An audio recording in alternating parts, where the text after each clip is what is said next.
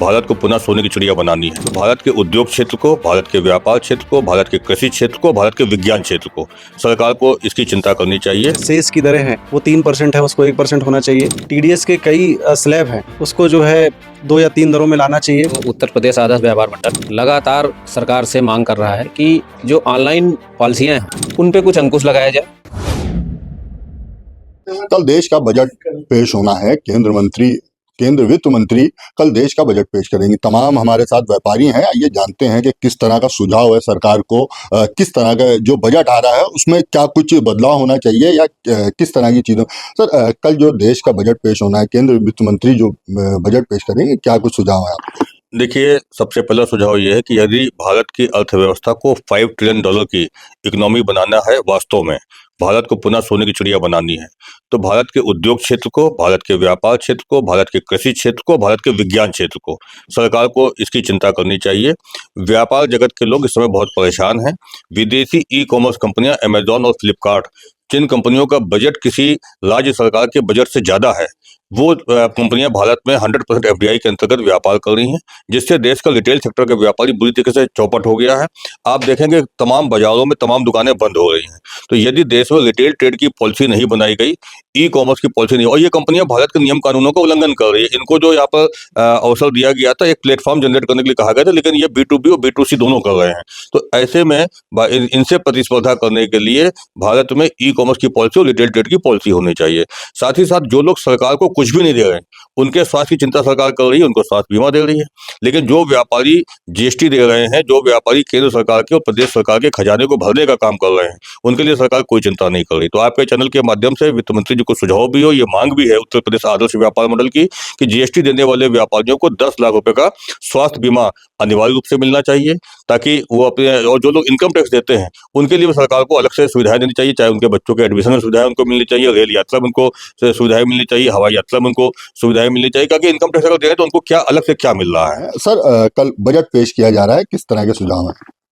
नहीं, ठीक है सुझाव। हम लोग सरकार को क्या दे सकते हो, विद्वान लोग हैं, वो सब वहाँ बैठे हुए लोग, फिर भी हम लोग अपनी बात रख सकते हैं।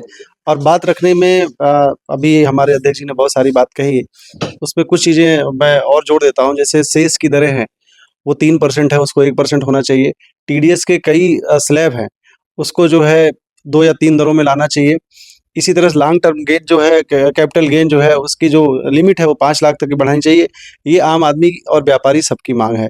उसके साथ साथ स्वास्थ्य को लेकर, एजुकेशन लेकर इस बार बड़ी चर्चा हो रही है, क्योंकि व्यापारियों को भी राइट है अपने स्वास्थ्य को लेकर की गारंटी का।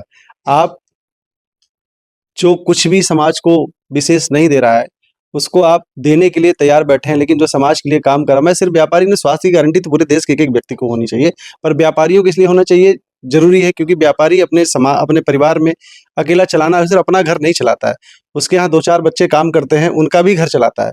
अगर उसको कुछ हो जाता है तो उस कंडीशन में वो 2-4 घर जो चलते हैं और उसका अपना घर 2-4 परिवार और चलते हैं, उस पर तबाही आ जाती है। बजट आने से पहले कई अपेक्षाएं होती हैं व्यापारी को, आम जनता को। किस तरह की अपेक्षाएं हैं, क्या कुछ देख लें इस बार? देखिए, जब व्यापारी बात करें तो उत्तर प्रदेश आदर्श व्यापार मंडल लगातार सरकार से मांग कर रहा है कि जो ऑनलाइन पॉलिसियां हैं, अमेजॉन या जो बड़े प्लेयर्स हैं जो बाजार में, उन पे कुछ अंकुश लगाया जाए। और उसके साथ साथ सरकार एक ऐसा फंड करे कि हमको B2B और B2C बिजनेस करने का एक प्लेटफॉर्म बनाए, जिसमें आम व्यापारी को रजिस्टर्ड करे, जिससे जो व्यापार बंद रहे हो रहे हैं वो कम से कम ऑनलाइन पर जाकर अपना कारोबार कर सकें। तो और हम लोग उसका विरोध, लेकिन विरोध करने से, कितनी बड़ी कंपनी है, हमारा विरोध करने से काम नहीं चाहिए। सरकार को ये चाहिए कि उसके पैलर में जाकर के हमको एक व्यापार करने का मौका दे, और ये देखे कि बाजार में जो छोटी छोटी दुकानें हैं, जो परंपरागत लोग काम कर रहे हैं, पीढ़ियों से जो काम कर रहे हैं, उनके व्यापार बंद है, उस पर कुछ फंडिंग करें। व्यापारी जो लगातार टैक्स दे रहा है, जीएसटी दे रहा है, सेस दे रहा है और दुनिया भर के टैक्स दे रहा है, अब अकस्मात अगर उसकी मृत्यु हो जाती है तो उसके घर परिवार को देखने वाला कोई नहीं है। आप दुनिया भर में तो आपके गवर्नमेंट कर्मचारी या अन्य लोगों को आप तो मरने के बाद पैसा दे रहे हैं, उसके लिए कोई व्यवस्था करें, उसके लिए कोई फंडिंग करें, उसके टैक्स के स्लैब के हिसाब से उसके लिए कोई आरक्षित धन एक ऐसा करें जो मरने के बाद उसके परिवार को मिल सके। बजट आने वाला है और बजट से पहले तमाम व्यापारी, आम जनता जो इंतजार करते हैं कि इस बार का जो बजट है वो हमारे हित में कितना बेहतर है, क्या कुछ देखते हैं, क्या कुछ सुझाव है? व्यापारी होने के नाते चूंकि हम लोगों को हर साल बजट से बड़ी उम्मीदें रहती हैं, लेकिन बजट हर साल आता निराशाजनक ही है। व्यापारी को बजट से कोई फायदा निकलता दिखता ही नहीं है। ई कॉमर्स कंपनियों ने एकदम लोकल व्यापार चौपट कर दिया है। खुदरा व्यापार बिल्कुल खत्म हो गया है। खुदरा व्यापार, मैं खुद यहाँ पे भूतनाथ पे सन 78 की शॉप है, 92 से खुद बैठ रहा हूँ यहाँ पे।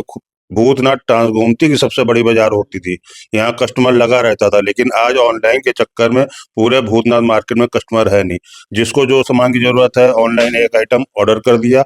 जब कस्टमर खुद बाजार आता था तो एक सामान के साथ वो 10 सामान खरीदता था, पर्चा लेके आता था, ये सब करना है। आज मार्केट से कस्टमर पूरी तरह से गायब हो गया है। ऑनलाइन ट्रेड पे सरकार को अंकुश लगाना चाहिए।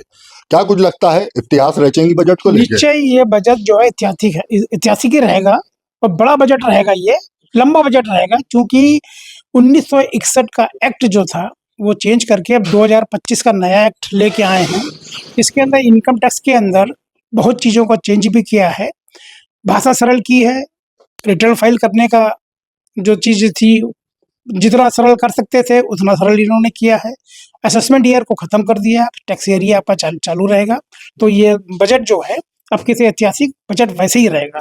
दूसरी बात, हमारा मेन जो है, जो अपना कहना है कि चिकित्सा शिक्षा इन दो पे सरकार फोकस कर ले। अपना मेन चीज चिकित्सा पे और शिक्षा पे। शिक्षा प्रणाली जो है ना वो भारतवर्ष की सही नहीं है। यहाँ पर बच्चा कहीं से भी बीटेक कर लेता है, कहीं से भी एमबीए कर लेता है, और करने के बाद जो है उसका यूपी में कोई स्कोप ही नहीं है, उसको भारी भागना पड़ता है। तो मेन चिकित्सा और शिक्षा पे फोकस करना चाहिए। चिकित्सा के लिए जो है, जो गवर्नमेंट हॉस्पिटल्स हैं, ये अस्पताल हैं, उन अस्पतालों में इतनी सुविधा दे दी जाए उसके अंदर कि हमको हेल्थ इंश्योरेंस की आवश्यकता ही नहीं पड़े। ये हमारे साथ तमाम व्यापारी थे जिनका बजट को लेके अपना अपना सुझाव है। हालांकि इनकी चिंता लगातार शिक्षा और चिकित्सा को लेके बनी हुई है। वहीं जो दूसरी चिंता है वो सामने आ रही है, जो ऑनलाइन मार्केटिंग है, जिसको लेके कहीं ना कहीं जो मार्केट का व्यापारी है उसका व्यापार खत्म होता नजर आ रहा है। अब देखने वाली बात यह है कि जो कल बजट पेश होने वाला है उसमें किस तरह का बजट होगा, आम जनता और व्यापारियों का कितना हित होता है। कैमरा पर्सन आयुष सोनी के साथ मोहम्मद अमान, द रीडर हिंदी, लखनऊ।